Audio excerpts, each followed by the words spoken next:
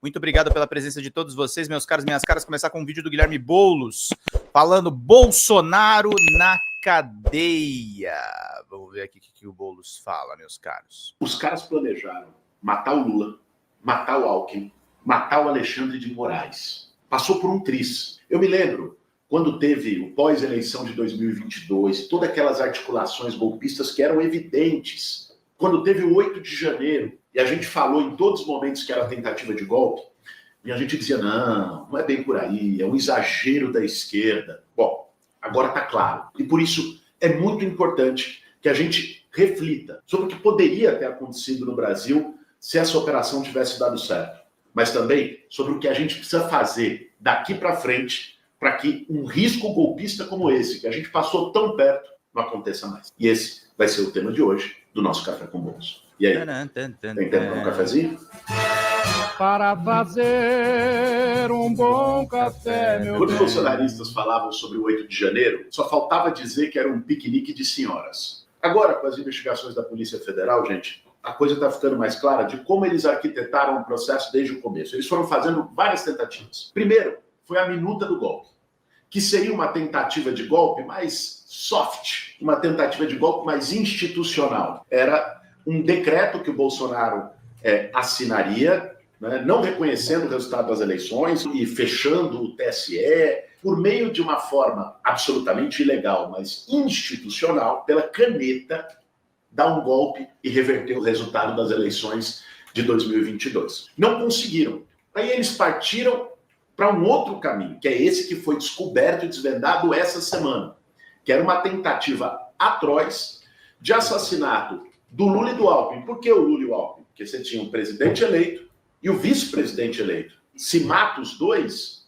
o que se cria? Uma situação, né, de anomia institucional, se cria uma crise. E o Alexandre de Moraes, que na época era presidente do Tribunal Superior Eleitoral, ou seja, que tomava as definições sobre o processo eleitoral até a diplomação e a posse do Lula. Essa operação assim, é aterradora, não sei se vocês chegaram a ver as matérias, o relatório da Polícia Federal. Eles posicionaram os kids pretos em frente à casa do Alexandre de Moraes.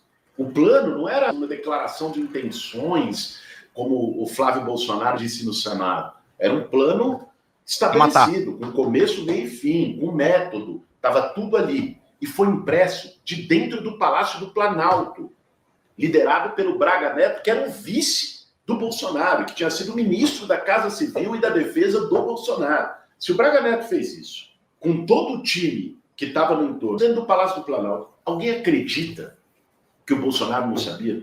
Não deu certo esse também. Aí eles partiram para a terceira. Aí vamos dizer assim, é a tática cachorro doido. Não deu o golpe da minuta. Não deu o golpe do sangue, do assassinato, do veneno que eles queriam dar. O Lula toma posse. O que eles fazem? Montam a trama do 8 de janeiro, que era deixa ver e ver o que acontece depois.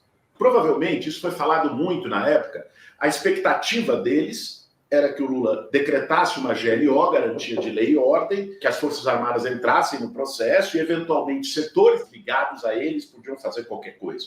Tudo ali foi planejado, foi calculado, por fatores que a gente ainda não conhece inteiramente. Por uma sorte da história, isso não aconteceu. Vocês conseguem imaginar se tivesse acontecido? Se um plano desse tivesse sido executado? Como é que a gente estaria hoje, aqui, vivendo uma ditadura no Brasil? Pois é.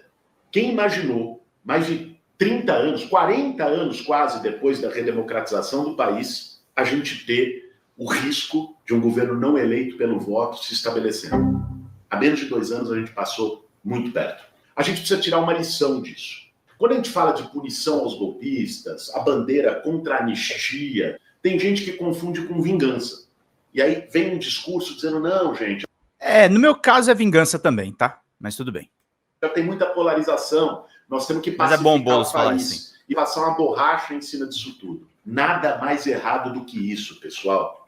Isso não pacifica o país. Você jogar crime para baixo do tapete não vai evitar que cometa-se novos crimes. Pelo contrário, vai ser um estímulo para que se cometa novos crimes. Ao longo da história... Maria Helena, bom dia. Ferida, um trauma histórico muito grande. Se um país, uma nação, não acerta contas com o seu passado, o resultado é que esse passado volta e se repete.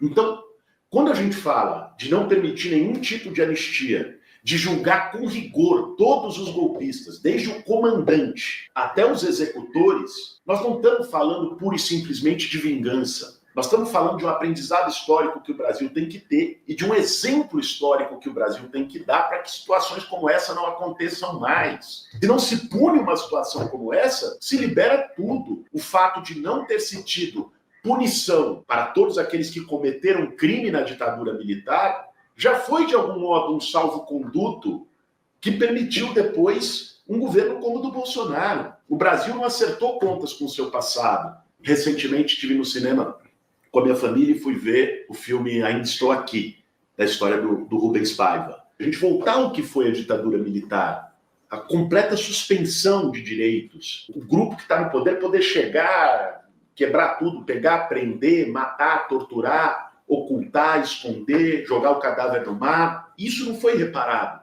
Quando isso não é reparado, fica-se essa cultura da violência, essa cultura do autoritarismo, ela continua permeando a sociedade. Por isso nós não podemos fazer a anistia 2.0.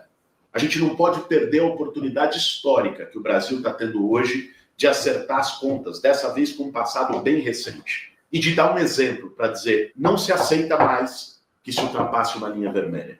Isso é decisivo, não para o julgamento do Bolsonaro, isso é decisivo para o futuro do nosso país. Se a gente quer construir uma cultura democrática, duradoura, consistente no Brasil, a gente precisa disso. A gente precisa enfrentar com todas as forças as tentativas de anistia e cobrar de maneira pública e garantir que haja punição para todos os golpistas, independente de quem seja. É o Braga Neto, o general de 4 estrelas, que seja punido. É o Heleno, general de 4 estrelas, que seja punido. É o Bolsonaro, um ex-presidente da República, que seja punido. Qualquer um deles. Por isso, gente, nós não podemos permitir que a dinâmica que a gente vive hoje, dessa sociedade da informação digital, que vai colocando um tema atrás do outro, que esse fato tão grave, historicamente grave, nós estamos falando de um plano para assassinar o presidente da República eleito, o vice-presidente, o ministro do Supremo Tribunal Federal, de que isso deixe de ser assunto a semana que vem,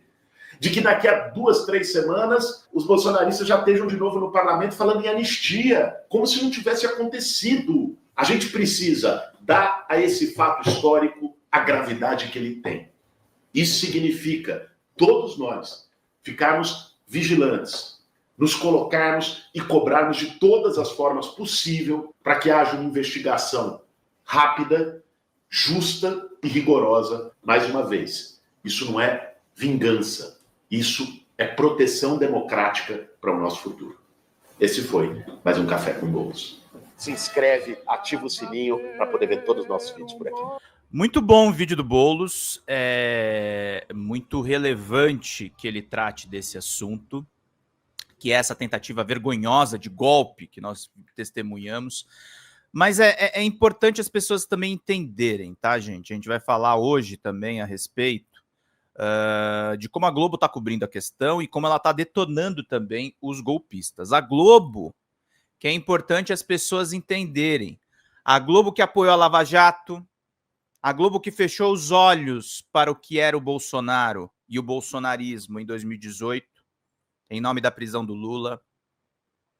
Quando o Boulos fala que não é vingança, eu entendo o ponto de vista dele, porque ele é um democrata, o Boulos está se firmando como uma liderança forte da centro-esquerda, ele quer ter diálogo, eventualmente, com o lado mais liberal, que muitas vezes ajudou essa Lava Jato, mas a gente precisa botar na cabeça que muita gente agora está berrando o Bolsonaro preso e muita gente foi cúmplice do Bolsonaro e do bolsonarismo e indiretamente da tentativa de golpe. Me comove muito, muito mesmo. Lê no Estado de São Paulo, doutora Eliane Cantanhede, que puxava o saco do Michel Temer, que adulava os militares, dizer agora que o Bolsonaro explodiu as suas perspectivas de futuro.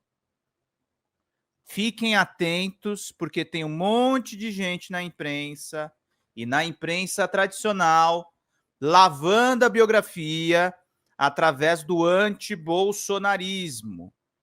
O antibolsonarismo da Folha de São Paulo, que publica o artigo do Bolsonaro com o seguinte título: Aceitem a democracia. Um artigo que é um atentado à democracia.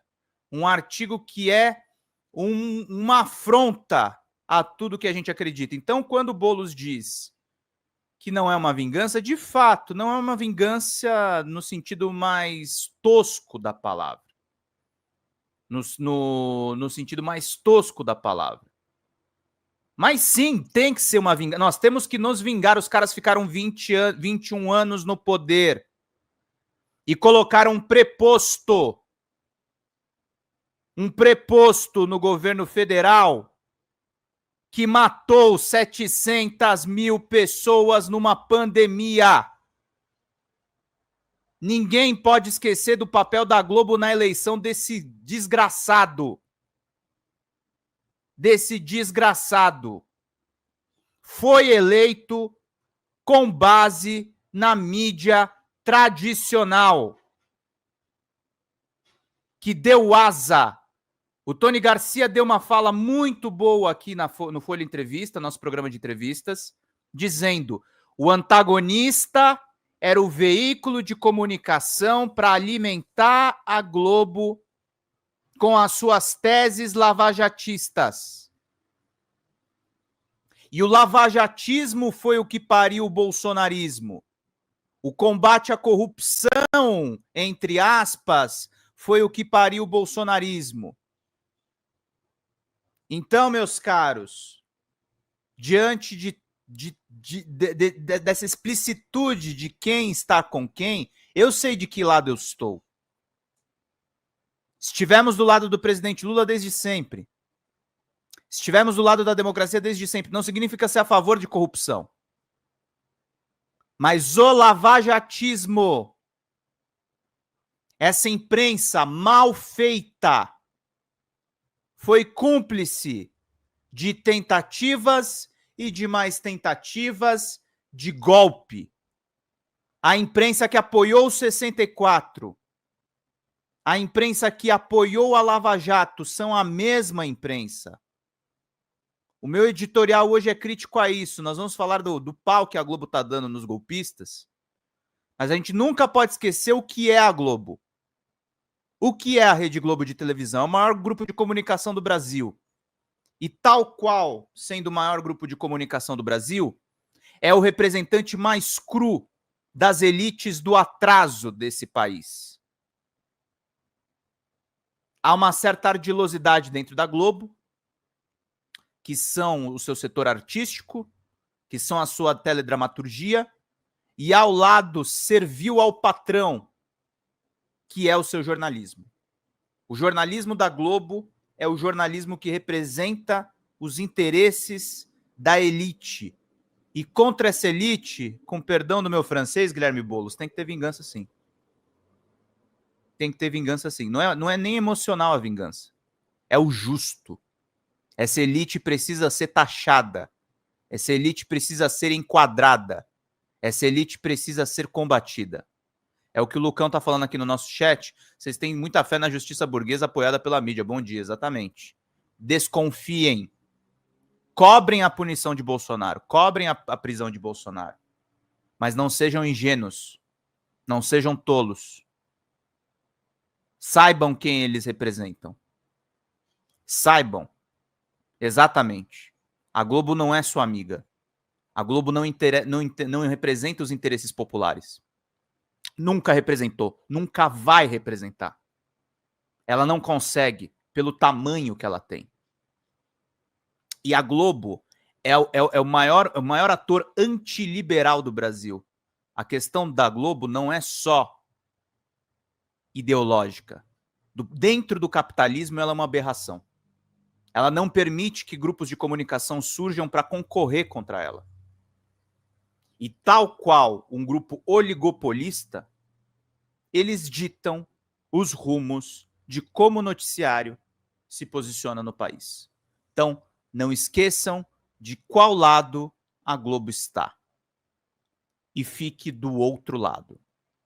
E fique atento. A Globo está tentando lavar a biografia dela agora, entregando Bolsonaro aos tubarões.